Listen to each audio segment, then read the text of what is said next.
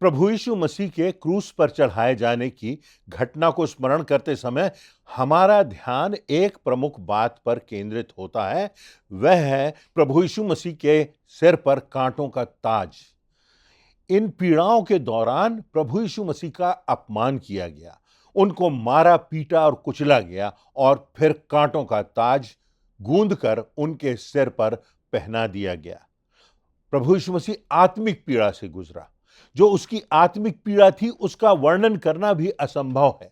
मैं और आप कल्पना करना प्रारंभ भी नहीं कर सकते, चित्रित भी नहीं कर सकते, शब्दों में व्यक्त भी नहीं कर सकते जिस आत्मिक पीड़ा से प्रभु यीशु मसीह गुजरा होगा।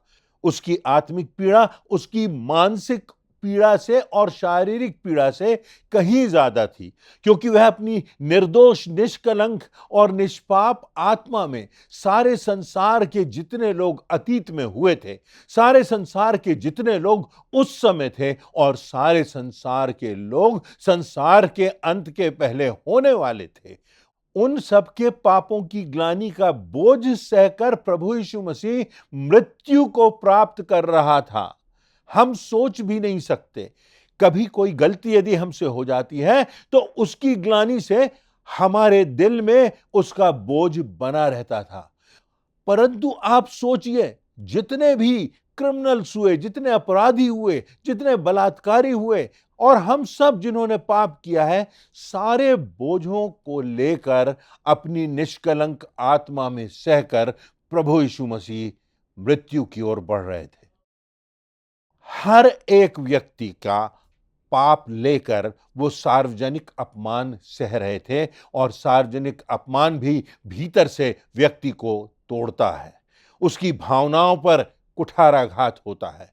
सार्वजनिक अपमान होता है, वह बहुत शर्मनाक होता है और लोगों में, अपराधियों में जब उनको सार्वजनिक अपमान से गुजरना पड़ता है तो उनमें बदले की भावना की आग भड़क जाती है। प्रभु यीशु मसीह को तो हजारों लोगों ने मारा था, उसको कुचला था, उसको नग्न किया था, उसके मुंह पर थूका था, उसका मजाक उड़ाया था। हम कल्पना भी नहीं कर सकते कि किस प्रकार की पीड़ा से प्रभु यीशु मसीह गुजरा। भाइयों, यदि आज मैं और आप, हमारी बहनें किसी पीड़ा से गुजर रही हैं तो हमें परमेश्वर को धन्यवाद भी देना है कि प्रभु यीशु मसीह की पीड़ाओं में हम सहभागी हैं। बहुत छोटा अंश है, परंतु कम से कम हम उसके साथ उसकी पीड़ाओं में सहभागिता रखते हैं।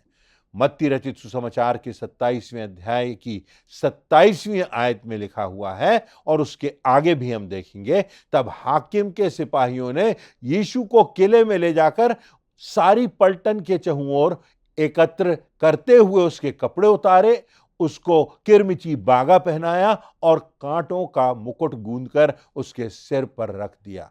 सारी पलटन के सामने उसे निर्वस्त्र कर दिया गया।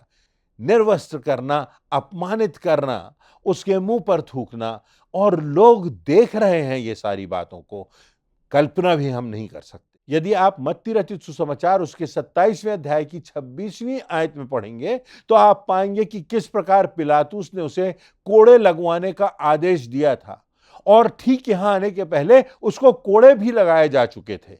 जो कोड़े लगाए जाते थे वे आसान नहीं होते थे, वे चमड़े के होते थे, बहुत लंबे होते थे और जोरदार मार उनके द्वारा दी जाती थी।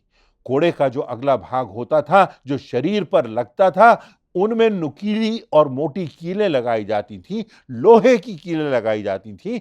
एक एक कील जो होती थी वो लगभग 3-3 इंच की होती थी। चाकुओं के समान उनमें पैनापन होता था और उनमें हड्डियों के टुकड़े भी लगाए जाते थे। जैसा कि जोसेफस इतिहासकार ने लिखा है, जब वह कोड़ा मारा जाता था तो कीलें मांसपेशियों में गहराई से घुस जाती थीं और उसके बाद जब कोड़े को खींचा जाता था तो मांसपेशियां कट जाती थीं और कीले चाकू की तरह उनको तोड़ते थे, काटते थे और मांसपेशियां बाहर आ जाती थी। उसके बाद दूसरा और तीसरा और इस प्रकार से कोड़े लगाए जाते थे, सारे शरीर में कोड़े लगाए जाते थे। जोसेफस इतिहासकार कहता है कि जब रोमी सम्राट के कोड़े पड़ते थे तो बहुत से लोग उन कोड़ों के मारे जाने के दौरान ही दम तोड़ देते थे। प्रभु यीशु मसीह को लाकर उसको पलटन के सामने इस प्रकार की प्रताड़ना सहना पड़ी और अपमान सहना पड़ा।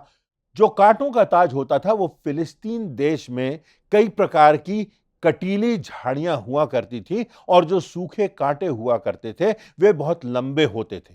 उसको ये सिपाही गूंदते थे और कांटों को गूंदकर मुकुट बनाकर पहनाया जाता था, जिसके कांटे सिर और त्वचा में घुस जाते थे।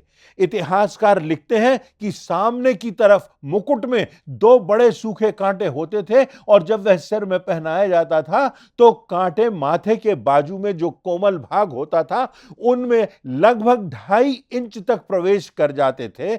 मस्तिष्क की परत तक वे पहुंच जाते थे और मस्तिष्क को भी क्षत विक्षित कर देते थे। प्रभु यीशु मसीह को इस प्रताड़ना से गुजारा गया जब उसे कांटों का ताज पहनाया गया। लिखा है कि जब उसे कांटों का ताज पहनाया गया तो उसके सिर से रक्त बहने लगा, मानो उसका सिर फट रहा हो। खूना खून वो हो चुका था, मांसपेशियां फट चुकी थीं। अब यहां तक कि सिर में, मस्तिष्क में भी पीड़ा बढ़ चुकी थी और इस प्रकार से उसको प्रताड़ित किया जा रहा था, शारीरिक रूप से, मानसिक रूप से, यहां तक कि आत्मिक रूप से भी। चारों तरफ शैतान की सेनाएं थीं, अंधकार था, परंतु प्रभु यीशु मसीह निष्पाप रहा। उसने परमेश्वर की योजना को पूरा किया अपने आप को बलिदान करके। प्रभु यीशु मसीह को जो एक कांटों का ताज पहनाया गया, उसका क्या महत्व है? कांटों के ताज से आज आपके और मेरे लिए क्या शिक्षा है? इस पर हम कुछ बातों पर विचार करेंगे। पहली बात, जो कांटों का ताज है वह परमेश्वर के श्राप का प्रतीक है। अदन की वाटिका में हम जानते हैं आदम और हवा ने पाप किया और परमेश्वर की आज्ञा को तोड़ दिया और तब हम आगे देखते हैं वे शैतान के बहकावे में आ गए और तब पाप का जन्म हुआ। जब उन्होंने परमेश्वर की आज्ञा को तोड़ा तब पाप का प्रभाव पड़ गया, परमेश्वर दुखित हुआ, नाराज हुआ और तब परमेश्वर कहता है, हे आदम तू कहां है? इसके बाद की घटना को आप जानते हैं क्या होता है। उत्पत्ति 3 अध्याय को आप देखेंगे तो कांटों के ताज के तार वहां पर जुड़े हुए हैं। पाप का प्रभाव पृथ्वी पर पड़ा, सृष्टि पर पड़ा और इसीलिए रोमियो की पुस्तक के 8वें अध्याय की 22वीं आयत में लिखा है, क्योंकि हम जानते हैं कि सारी सृष्टि अब तक मिलकर कराहती और पीड़ाओं में पड़ी तड़पती है। जो कांटों का ताज है वह परमेश्वर के शाप का प्रतीक है, क्योंकि कांटों का ताज इसी शाप के तहत संसार में बनाया गया और प्रभु यीशु मसीह के सिर पर वो कांटों का ताज पहनाया गया। कांटे इस संसार की भूमि में जन्म लेने लगे, सूखने लगे, पीड़ादायक होने लगे और यहां तक कि मृत्यु दंड जो दिया जाता था उसमें भी उनका उपयोग होने लगा। दूसरी बात, कांटों का जो ताज है वह इस बात को प्रकट करता है कि परमेश्वर की दृष्टि में मनुष्य बहुमूल्य है। लूका रचित सुसमाचार उसके 19वें अध्याय की 10वीं आयत में लिखा हुआ है, क्योंकि मनुष्य का पुत्र खोए हुओं को ढूंढने और उनका उद्धार करने आया है। प्रभु यीशु मसीह के जीवन का उद्देश्य क्या है? यदि एक वाक्य में कहा जाए तो मनुष्य का पुत्र खोए हुओं को ढूंढने और उनका उद्धार करने आया है। वह मुझको और आपको बचाने के लिए आया है, इसलिए उसने स्वर्गदूतों की सेना को नहीं बुलाया कि उसे बचाया जा सके, क्योंकि मनुष्य परमेश्वर की दृष्टि में बहुमूल्य है और परमेश्वर नहीं चाहता कोई भी नाश हो। मनुष्यों के पापों की कीमत उस निर्दोष प्रभु यीशु मसीह के लहू से चुकाई जाना थी। यहां तक कि कांटों के ताज से उसके मस्तिष्क को शत विक्षिप्त करना था और इसलिए इतनी पीड़ा प्रभु यीशु मसीह ने सही, क्योंकि परमेश्वर मुझसे और आपसे प्रेम करता है। क्या ये कांटों का ताज आज हमको याद दिलाता है कि प्रभु यीशु मसीह ने कितना कुछ सहा कि मैं और आप बचाए जा सकें, हमारी आत्मा बचाई जा सके, हम अनंत जीवन में प्रवेश कर सकें। आज इस बात को हमको समझना है। कांटों के ताज से एक और तीसरी बात भी प्रकट होती है हमारी शिक्षा के लिए कि पाप की समस्या गंभीर है। अक्सर जब हम पाप के विषय में सोचते हैं कि पाप क्या है, तो सोचते हैं कि हमने कुछ गलत किया, झूठ बोला, विश्वासघात किया, चोरी की, धोखा दिया, व्यभिचार किया। परंतु जो सबसे गंभीर बात है वह पाप के संबंध में कि वह परमेश्वर की व्यवस्था का विरोध है, वह परमेश्वर की आज्ञा का उल्लंघन है, वह परमेश्वर के सामने परमेश्वर की अस्वीकृति में उठा हुआ हाथ है। जो पाप है वह मानो परमेश्वर के खिलाफ विद्रोह है। पाप जो है वह परमेश्वर से अपने संबंधों को तोड़ लेना है। पाप की जो गंभीरता है वह इसी में है कि जब पाप होता है तो व्यक्ति परमेश्वर की व्यवस्था को तोड़ता है और परमेश्वर के खिलाफ अपना हाथ उठाता है, जो कि गंभीर बात है। प्रभु यीशु मसीह के विरोध में कितना कुछ हो रहा है, कितना कुछ वह सह रहा है, इसलिए क्योंकि हमको उद्धार मिल सके, हमारे पाप क्षमा हो सके। क्योंकि पाप की जो समस्या है वो गंभीर है। परमेश्वर पवित्र पवित्र और पवित्र महापवित्र परमेश्वर है और पाप हमें उसकी व्यवस्था से, उसके प्रेम से दूर ले जाता है, पर उसके बावजूद भी परमेश्वर हमें बचाना चाहता है। तो परमेश्वर ने प्रभु यीशु मसीह को उस गहनतम पीड़ा से गुजरने दिया, उसकी स्वीकृति दी। जब परमेश्वर ने आदि में सृष्टि की सृजना की तो मात्र वचन मात्र के कहने से ही हो गई, परंतु पाप की समस्या के लिए भी यह बात इतनी गंभीर हो गई कि मात्र वचन पर्याप्त नहीं है। पाप की समस्या कहीं अधिक परमेश्वर की दृष्टि में गंभीर है।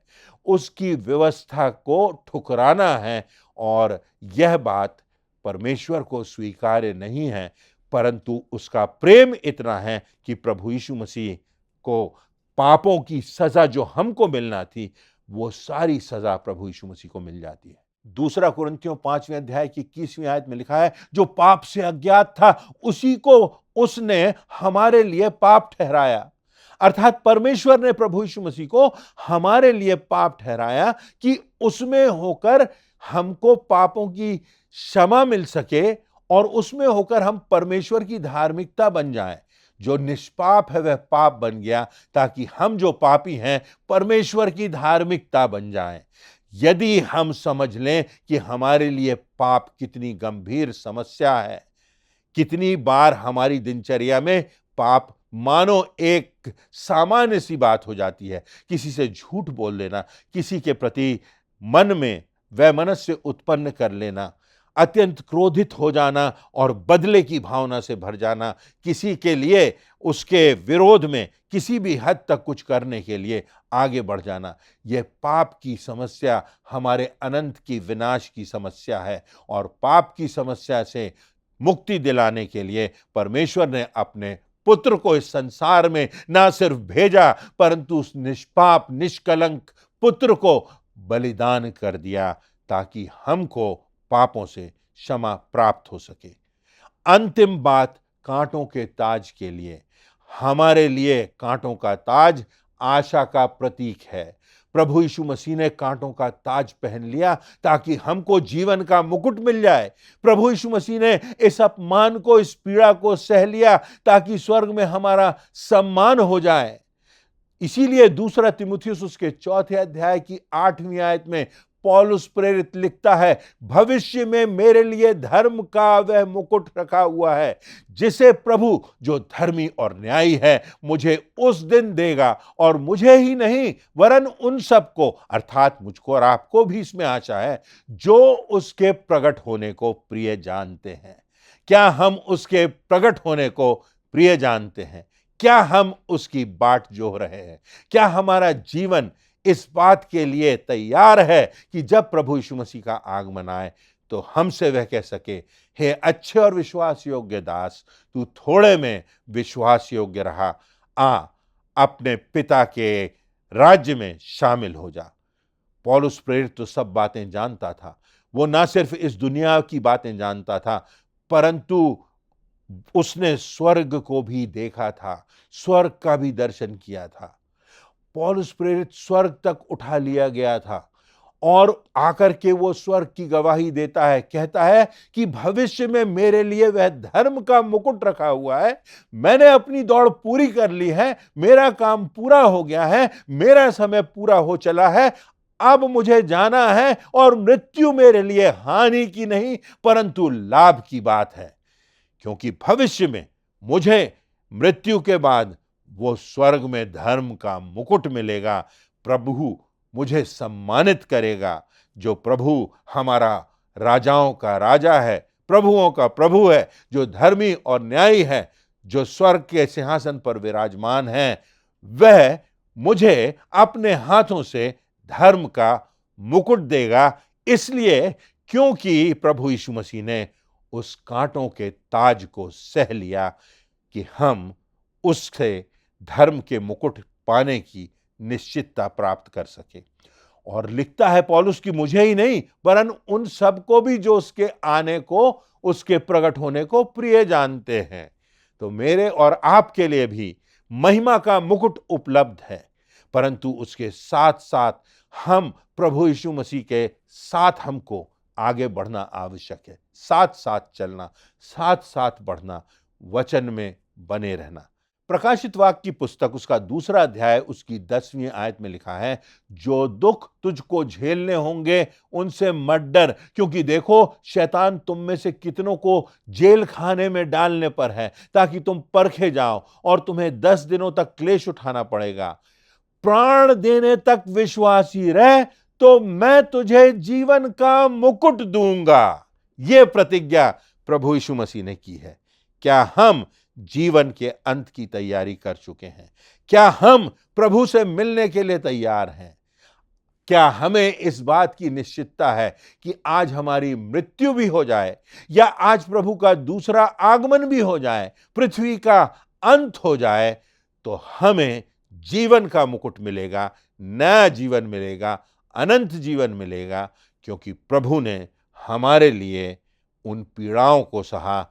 और जो कोई उस पर विश्वास करता है, जो कोई उससे क्षमा मांगता है, हर एक को प्रभु यीशु मसीह क्षमा करेगा और हर एक को, संसार के हर पापी को, हर अपराधी को, हर हत्यारे को, हर बलात्कारी को, हर किसी व्यक्ति को आज भी प्रभु यीशु मसीह बुला रहा है जीवन का मुकुट देने के लिए, मृत्यु के बाद अनंत जीवन देने के लिए। क्या आप उस बात के लिए, उस समय के लिए तैयार हैं? क्या होगा उस समय जब हमारा अंतिम समय आएगा और आप होंगे और सामने न्याय होगा, सामने अनंत का द्वार होगा। कोई आपका साथ नहीं देगा, कोई आपके साथ उस पीड़ा से नहीं गुजरेगा, कोई आपके साथ उस मृत्यु के अंधकार में नहीं होगा। आप अकेले होंगे, आपका परमेश्वर से संबंध होगा, आपका प्रभु यीशु मसीह के पीछे अनुगमन करने का की जो बात है वह प्रमुख होगी। और तब उस अंतिम क्षण में, तब उस अकेले समय में जब आपके सामने अनंत होगा, तब क्या आपके लिए वो खुशी का समय होगा या पीड़ा का समय होगा? आपके लिए घबराहट का समय होगा या आनंद से भरा हुआ समय होगा?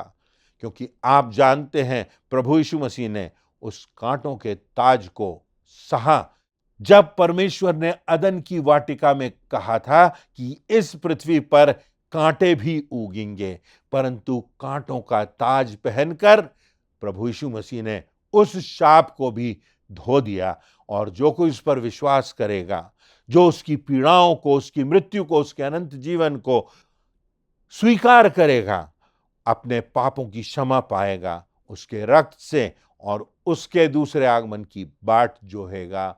हम सबों को निश्चितता है कि धर्म का मुकुट हम सबों को प्राप्त होगा। ना सिर्फ हमें अनंत जीवन मिलेगा, पर वो अनंत का सम्मान भी मिलेगा। आज प्रभु यीशु मसीह मुझे और आपको इस सम्मान देने के लिए बुला रहे हैं। क्या हम जब प्रभु यीशु मसीह के दुखों का स्मरण करते हैं तो इस बात की ओर अपना ध्यान केंद्रित करके एक निश्चित निर्णय अपने जीवन में कर सकेंगे। आज के वचन की यह प्रेरणा है और यह चुनौती भी है, और मेरे और आपके सामने एक बड़ा प्रश्न है जो हमारी नियति को निर्धारित करता है। परमेश्वर आप सबों को आशीष देवे।